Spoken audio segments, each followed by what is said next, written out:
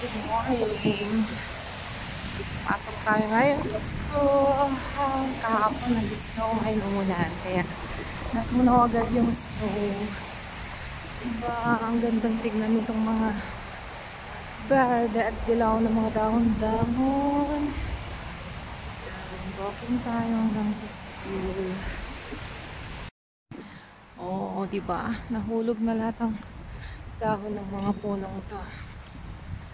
Ready for winter na talaga. Ready for snowfall.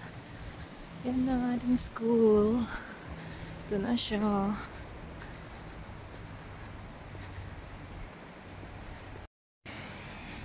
Ito na ang ating school.